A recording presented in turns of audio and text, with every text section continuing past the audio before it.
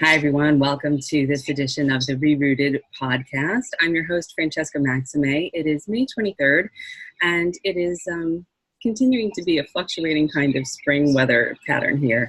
But we all have our internal fluctuations, and we definitely have parts of us that are sticky and muggy like it is out today, and then we also have parts that get hot, and there are parts that get a little bit cool. And when we're really looking at this rerooting, unearthing our natural radiant brilliance and really connecting and sharing and looking at all the roots that we share and our interconnectedness, one of the pioneers, I think, of really what it means to be relational in a human embodied way, not necessarily in a Arbor Day tree kind of way, is Terry Real. He is an internationally recognized family therapist, speaker, and author. He founded the Relational Life Institute, offering workshops for couples, individuals, and parents around the country, along with a professional training program for clinicians wanting to learn relational life therapy. I have benefited from his work and from his books, which include How Can I Get Through to You? I Don't Want to Talk About It, and The New Rules of Marriage. Terry Real, thank you so much for joining me today. I really appreciate seeing you again. Yeah, it's always fun, Frances. Thank you for having me. Yeah, it's my pleasure. And in today's conversation, as I was mentioning off camera before we started, I'd like to just let people know they can learn a lot about relational therapy by going to your website and by taking your classes and by watching other podcasts. But for today's purposes, I'd really like to dig in a little bit more toward your own personal journey and how you show up in your own life and the kinds of ways in which you've become more relational with yourself.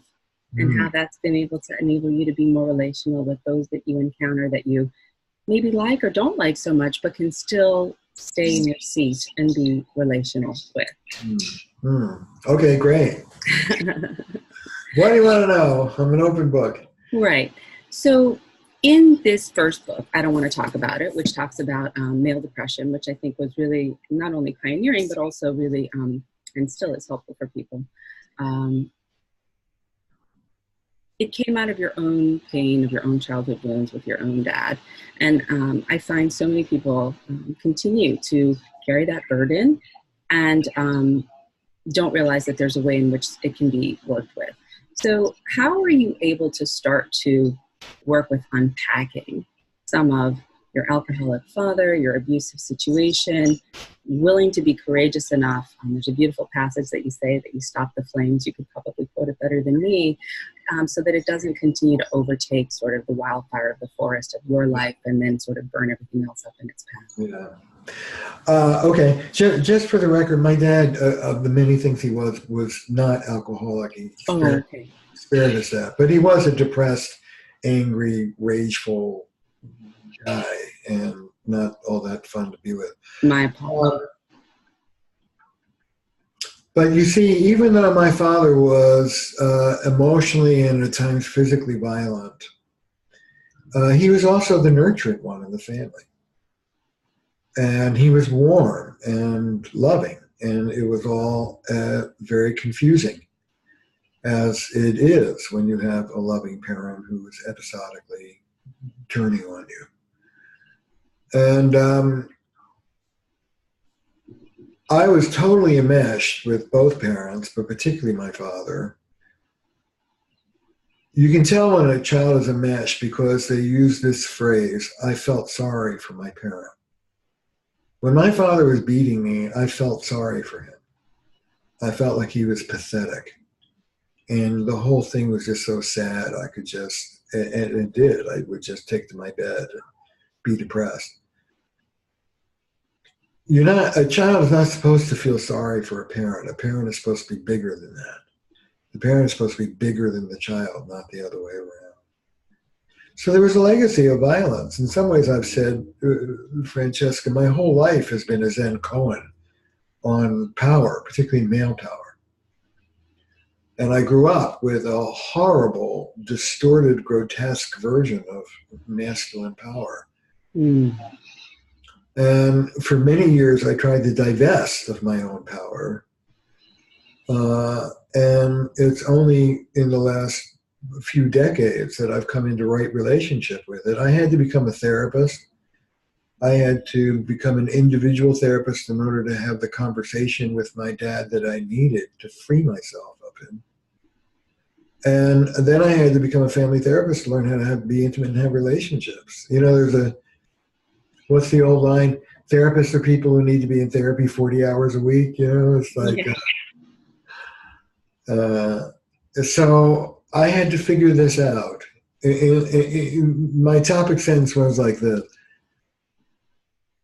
I had to come to an understanding of my father so that I would not become him. Mm. And I knew that. In my bones, I knew that. Mm. And in terms of spirituality, in my own case, I had the gift, the grace, a nascent sense of spirituality ever since I've been a little boy. It's what gave me solace and love. How did you sense that as a child? How did you connect with that? Where was that for you? Was it nature? Was it animals? Yeah, it was nature, and it was alone. I would walk in the woods for hours and hours and hours and sing little songs. Mm-hmm. I imagined that I was a superhero being a little boy, Mm-hmm. and that light could come out from my hands. I've since heard healers speak about how their hands get warm when they do work. You know, there's that thing in Freud, the family romance. You think that this isn't your real family. It's Oliver Twist. Your real family is the royal family or whatever. I had a family romance. I believed, and I firmly believe this, that this wasn't my real planet, that I didn't belong here at all, and that I was a different being from a different place. And that someday, I had this recurring fantasy, a spaceship would come from my home planet and take me back. You know, and I really just want to bookmark this because we hear so many people talk about how people get lost in daydreams, or they're dissociated, or they have these other like problematic sort of disordered patterns of thinking. Another way of thinking about it, which is the way I'm thinking about it, and I know you see it, is how resourceful, how beautiful, how creative, how thoughtful for a child to really reckon with the reality of what's in front of them, which is this violent father, as you've said, but also loving, and just sort of being confused with that. And then stepping into the resources of the land and nature and all of what's abundant around you to support this energy of healing inside, and then come up with this superhero, this one that has this alternate universe that knows that there is somewhere a safe space, even if it's within me. I always knew that. I always knew that the way it was in my childhood was not the way it's supposed to be. Mm-hmm. And maybe this is gendered. Maybe this is because I was a boy.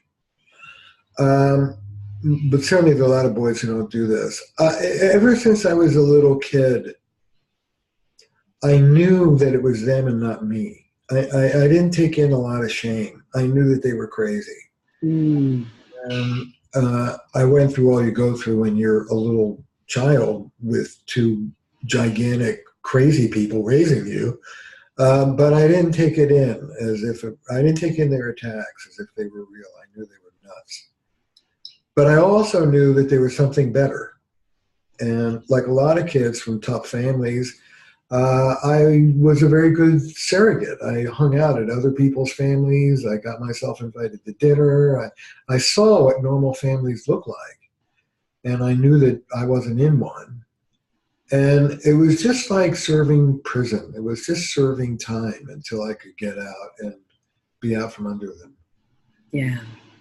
And finding those, like you say, those figures that we can, you know, sort of we nowadays I think it's the chosen family verbiage, right? That's what people say when they find people who can be nourishing in their lives, and not just the ones who perhaps are biologically connected but have more of a Yes, I supplemented with a lot of other parents, and I'm a great mentee. I've had a lot of mentors over and one of the things that growing up in a really dysfunctional family does get you often is you're very adoptable.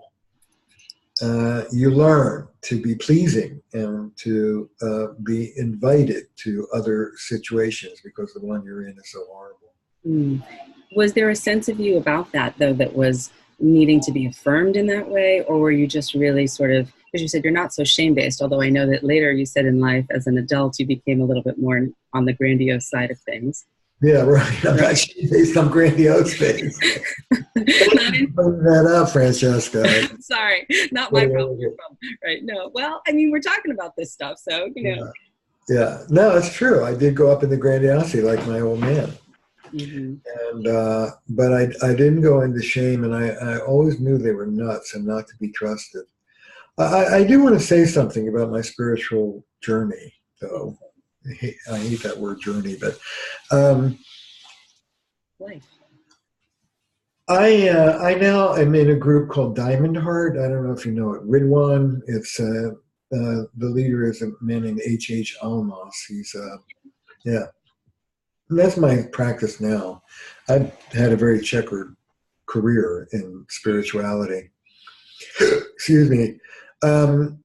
But I remember I was sitting in retreat with the other local Diamond Heart people. We were in a big circle together. And I shared this memory of my childhood. It was very touching, actually. And I said to the group, I think this is the spaceship, and I think you are the people. Hmm.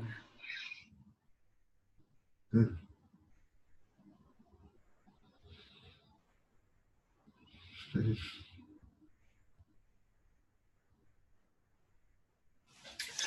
Yeah, gets to be. Yeah. Exactly that.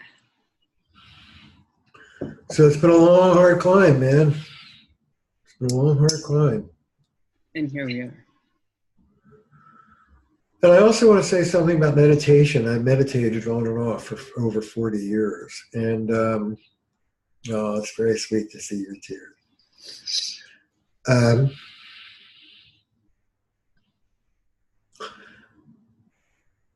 I think the first time I felt, well, not the first time, but one of the most profound experiences I've ever had in my life of being loved is through meditation.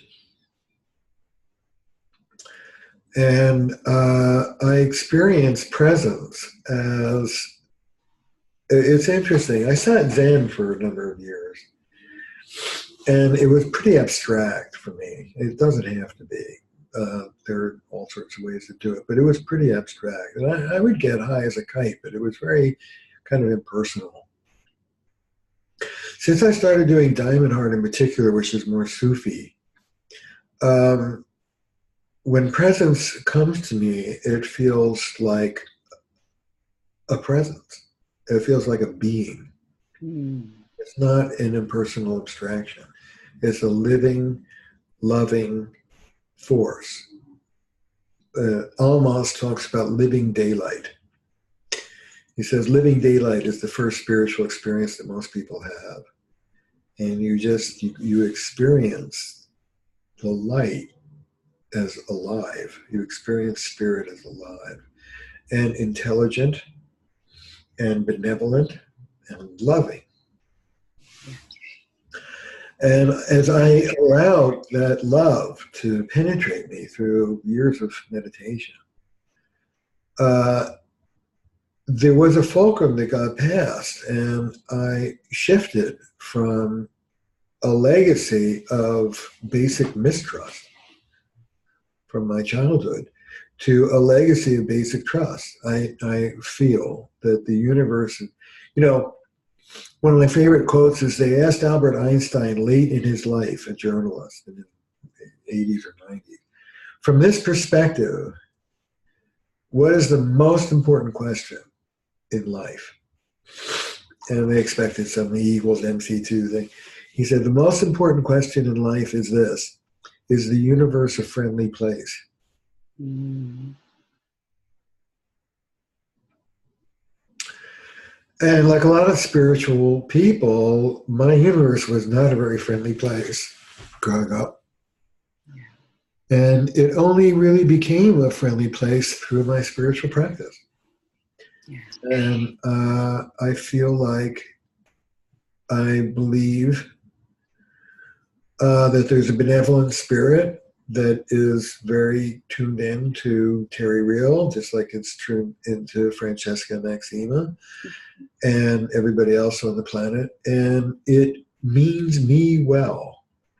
It's not, there's a great line in James Joyce's Ulysses. Stephen Dedalus is talking, Joyce's stand-in, his alter ego, is in a bar, a pub, and he's going on about God.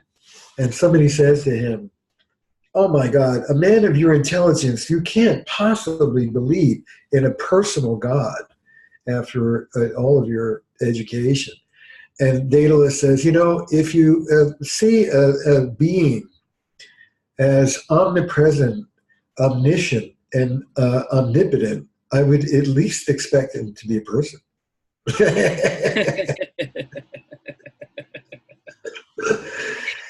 So it was really that. It was being touched in this very personal way that has shifted my world from a kind of guarded mistrust, I have to admit, although I've certainly worked on it, to benevolence. Mm. And that benevolence is both in the trust of receiving it from this presence, from this embodied sense of, goodness, but also the benevolence that then you're able to offer to others, right? As opposed to then being in this place of being more grandiose, to use your terminology, or otherwise one up, and that those are all defenses, healthy defenses, adaptations to, sort of get us through until we know how to do differently and experience differently and move through the world differently. But that the impact is both in the receiving and in the sharing and what we're offering. Well, yeah. I mean, what's interesting is I've really become an intimacy merchant. I sell intimacy, and I'm obsessed with intimacy and relationality. And it's been a long struggle for me to be intimate, as is true for most people talking about intimacy in the field. Belinda Berman has been the greatest teacher, and my kids have far and away been the greatest teacher. Wow. Yeah, they regularly confront my imperfections and regularly confront the imperfect way I deal with their confrontations. And so they've really taught me how to be a better husband-father unit. And in that teaching, I've learned a lot about how to be more intimate, and I feel like I've been healed. Yeah, that's both ways. But I will say, as a teacher and a therapist, there is a kind of, everybody knows this, but there's a kind of flow state that you get into on a good day. And that is very spiritual to me. I feel like I'm not working, I'm channeling. I agree. And how do you feel that in your body? Because I know for me, when some of my clients are doing a big piece of work, and frankly, one of them last week did a couple, sessions where I was doing as you teach, to really do that inner retrieval work alongside the partner, and really working with the parts of her that were left and that were feeling continuously alone and abandoned in present day, and really challenged with the ways in which she was having to navigate when her partner currently would have to leave and then come home and do trips and come back, and that was really challenging. But that being right there, as you say, I call it being in the pocket. You what? Being in the pocket. Oh, good. Being in the pocket. Yeah, being in the pocket with the person, when you're in the flow with the person doing their work, that what emerges is relational, witnessing, held, connected, together. Yeah. Well, what you get when you're in that flow state is you get the exact thing that you need in that moment to make your next move, to crack them open or help them be closer or drop the defenses and relax or whatever it is. We're the only instrument we have. we therapists. We are our own instrument. And how you position yourself, the energy that you bring, your presence, where you kind of throw your weight at any given, I think you can really work this out. I think you should probably break up. Where you throw your weight, you are your instrument. And all forms of therapy say, oh, it'd be a good idea if you did this. But in RLT, we say you have to do this work inside yourself, or RLT won't work. As you know, RLT, relational life therapy, is very confrontational. It's lovingly confrontational, but it's in your face about what you're doing. There are 3 phases to RLT, if I can say this. The first is waking up the client. That's the loving confrontation phase. Do you know that the last 5 men that you picked were all abusive in exactly the same way? Can we talk about number 6 for a moment? You know, you tell somebody what they're doing that's blowing their own foot off, which I think a lot of therapy doesn't do. It shies away from that. Because they're afraid of offending the person or hurting their feelings. We're taught to be endless. Therapy equals nurture. We're taught to be endlessly nurturing, and RLT doesn't work like that. We are nurturant. That's sort of the foundation. You have to have that. We're very empathic therapists. But it's the requirement. It's not the change agent itself. The change agent is what you do once you have the relationship with the client. So what we do is confront you about your relational stance that's getting you into trouble. Then we take that stance up a generation. Where did you learn to do this? Where did you learn to pursue somebody by screaming at them? Where did you learn to leave in a huff and just walk out? Where did you learn to, whatever the dysfunctional stance is? And of course, there's always resonance up a generation of some kind. You have to look for it sometimes, but it's always there. And then we do inner child work. We do family of origin work in the presence of the other partner sitting in the room. And then the third phase is education. A lot of trauma people believe that once you remove the trauma, people will just sort of naturally know how to be intimate with each other. I don't believe that's true. I don't either. It's not my experience. No. We have very high expectations of relationships now. We need a high level of skill to pull that off. And so we teach people how to fight clean, how to stand up for yourself with love, how to respond. But even that, how to fight clean, how to stand up for yourself with love, fighting clean means that it's okay to have there be a rupture, that ruptures are part of the picture too, that that's allowed, that we're making space for the fact that not everything is supposed to be at some static, always blissful state all the time. And the part about standing up for yourself is, I have needs and preferences and wants, and it's okay for me to be boundaried or requesting about what that means, and then check in with what does it mean when I reach out and I ask for something? What did I learn about why I retract and why I don't, but then I hold down and I get resentful when I don't feel like I can speak my voice? And then moving into the space of titrating that maybe a little bit at a time to try, right? You don't just always ask for the new car every day, right? But whatever it might be, but that is that process of recognizing things like boundaries. Where did this come from? Is this mine, or is this what's here right now with this person? Or is this really just an opportunity for me to explore and unpack this other old stuff? Yeah, well, there are always opportunities to explore. Every moment is that.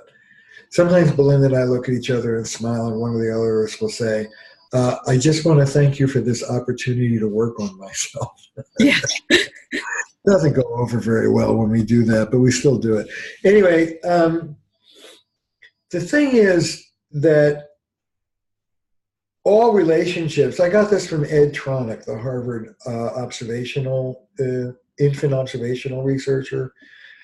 When you put a camera in front of mothers and babies, they don't look like uninterrupted bliss. There's an endless dance of harmony, disharmony, and repair.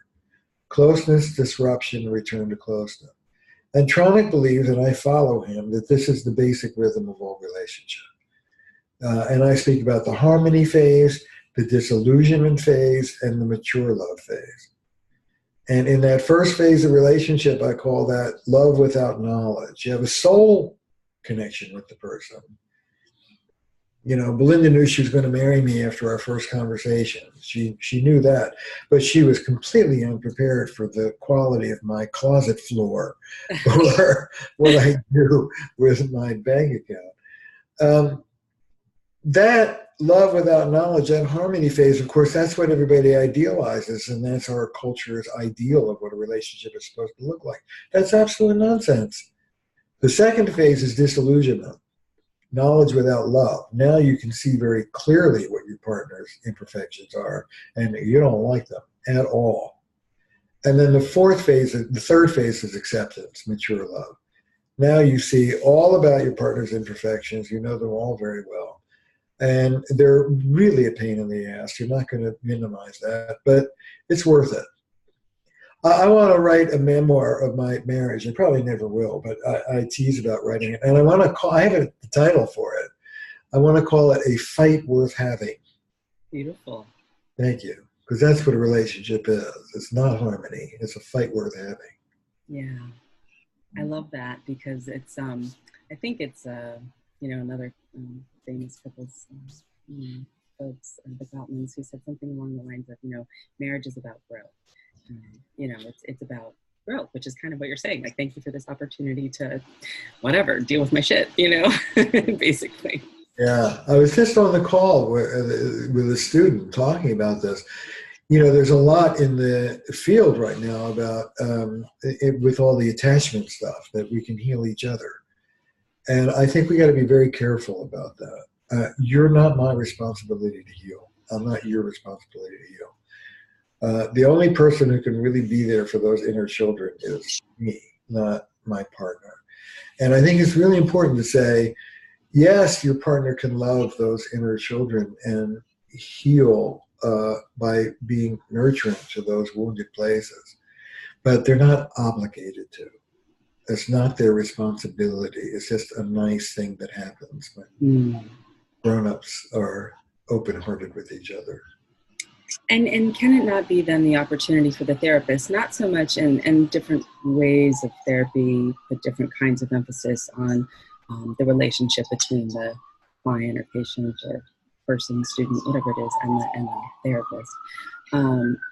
But that can be the holding space for the person to find a connection, but that it's there for that period or for that time, but that the person's real inner attachment work and real inner reconciliation work, real forgiveness work, is within the corridors of their own experience about their own stuff, and that it can be held in this sort of amniotic fluid, if you will, for a little while of the curiosity of a compassionate therapist, but not that's not it.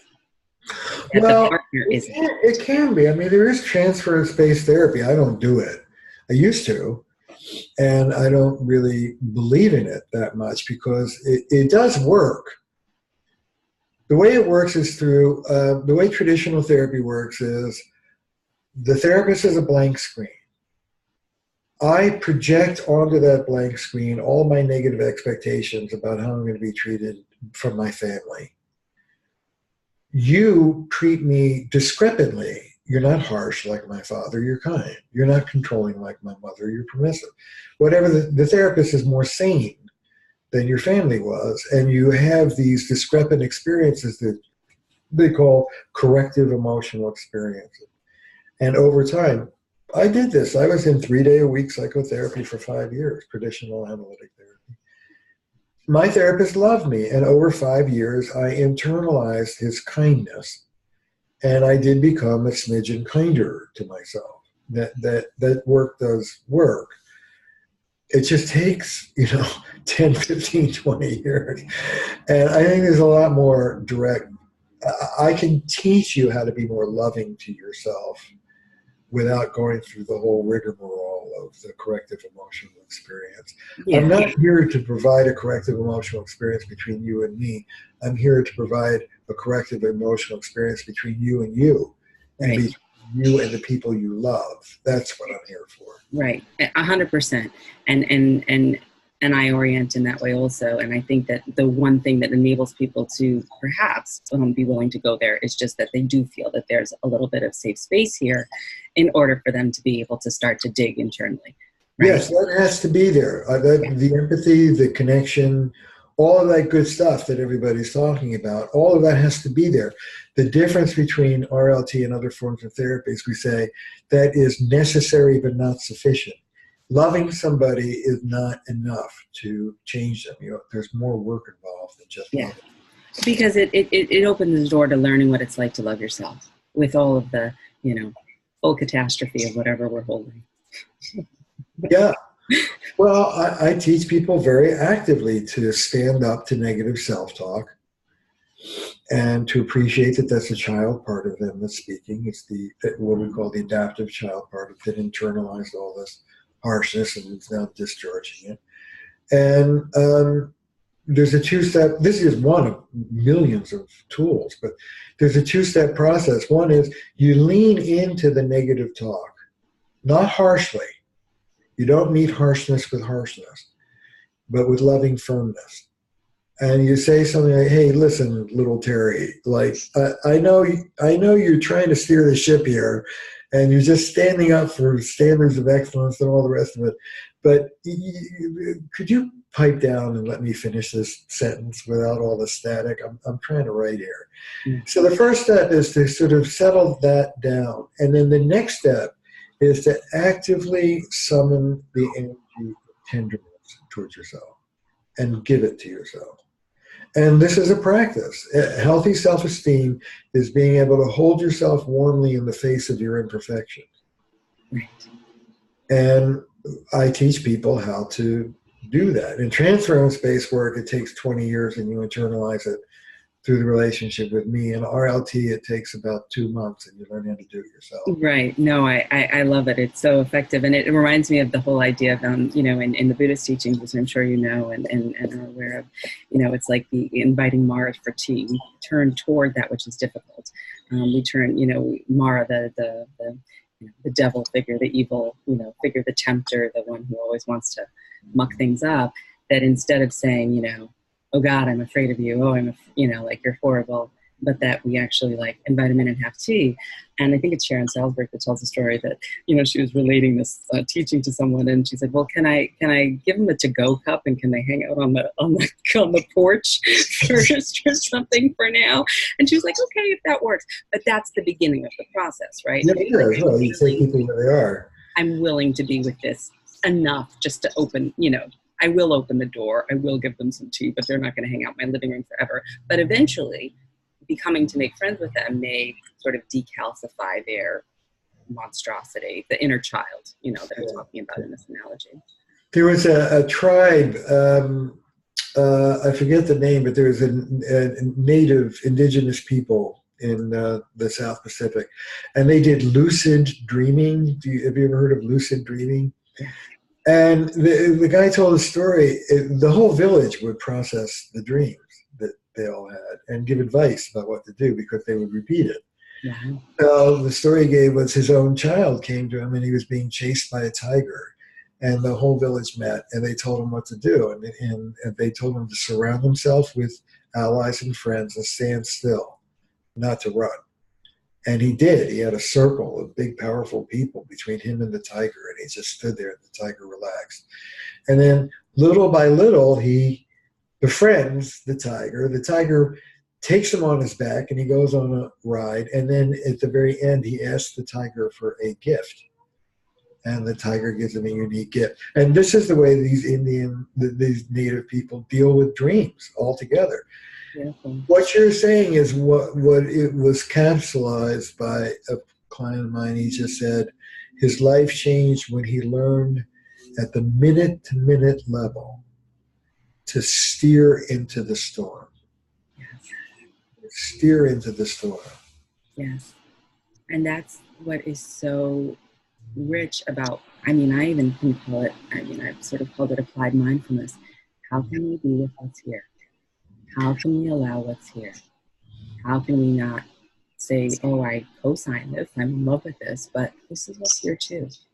This too. This is how I'm feeling about what's here. This is what I prefer to be here. Sure, fine. But this is what's here too. Well, one of my favorite quotes is Suzuki Roshi, the great California Zen master. And I'll mangle it, but he said something like, all human beings want to avoid suffering. What we don't understand is that suffering is how we live. Suffering is how we grow. And when you look at imbalance as the thing itself, it is a source of great suffering. But if you see imbalance as silhouetted against unchanging Buddha nature, against the big picture, then this suffering that you're in the middle of is an enfoldment in something that is perfectly balanced. Yeah. And I think to really steer into the storm requires some modicum of spirituality. You have to believe in some kind of basic trust in order to have the courage to steer into the storm, because if you don't have some sense of benevolence that you're taking in with you, it's just too overwhelming to bear. Yeah, and I love that you're really naming that explicitly, because I feel the same way. And I know from my own personal experience, without that, I wasn't able to face my demons. But it all happened overnight, right? Like it sort of, everything changed. I didn't know what to do. And finally, there was a book actually that someone had given me called There's Nothing Wrong with You, A Guide to Getting Over Self-Hate. And it was a book by a woman named Sherry Huber. And it was, she's a Soto Zen practitioner. And it was like, wait, what? Like, this is conditioning? Like, Yeah. it's imprinting and neurobiology and, neurons and all, and that's why when I say I have awareness and can make a choice, there's a part of me that isn't really making the choice I want to make, or continues to do the same patterning or whatever. And once that happened, that was the foundational piece, right? Mm-hmm. Is that like, there's nothing wrong with you. Then came in the piece of, oh, there's Buddha nature. There's basic goodness. What's that about? Yeah, that's right. That's right. And there really are two ways to walk around in the world. There's walking around with some degree of confidence in your own power to be successful, in benevolence of whoever is going to receive you.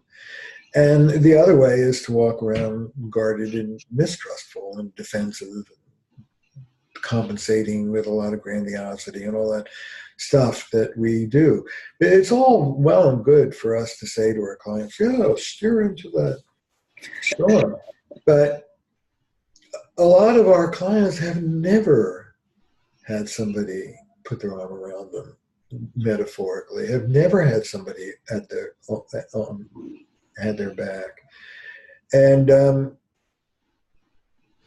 that's where we come in. Yeah. We give them the adult ego. We give them the spiritual power to. I was talking to one, I did an interview, and a woman was talking about how it was much easier to get angry than to get vulnerable. Yeah. And I said, what's so tough about vulnerability? And she said, well, I might get hurt. He may not come through for me and I might get hurt. And I said, that's right. That's called sustainable hurt. I call that sustainable hurt. And if you want to engage, you're going to get hurt. That's how this planet works. If you want to be safe, stay in bed all day. But it was the poet David White who said, anything on this planet that's worth loving will break your heart. Yes. But that's okay. It's the broken heart that lets in the light. Yeah. It is the broken heart that lets in the light. Yeah, and can really, really receive that and then share that light with others. Yeah, it's so beautiful to talk to you. I know our time is coming to a close, and I really appreciate your conversation at this level about the ways in which really connecting with ourselves and to what you named initially, the presence, and trusting in that, and having that be our guide, and having that develop after being in a practice of something, nature, communion with others, but really then having that be part of what you walk around with embodied, and allowing I agree. that's a game changer. I agree. Well, I'm very grateful for this conversation too. I haven't I've been pretty much in the closet about my spiritual practice for a number of years. I haven't really spoken much about it publicly, but it is an essential aspect of the work that we do and that I teach. And thank you for helping me articulate it more. Well, it's my honor and my pleasure, and I really do feel as though I have learned so much from you. And you talk about a corrective emotional experience. I mean, I have pulled new fathers from all of you. I'm like, how I'll pick you, and that's okay. You know what I mean? Whether virtually or in real life or whatever version of it, because I won't get into the whole neuroscience of it, but we grok it in a different way. We're able to take it in and shift, and that's what's the important part. So thank you. Yeah, we are each other's best resources. If we allow it. If we allow it. Yeah. Terry Real, everything is at terryreal.com. And I just am so grateful for your presence and for your sharing today. So thank you so much. Thank you, Francesca. Thank you.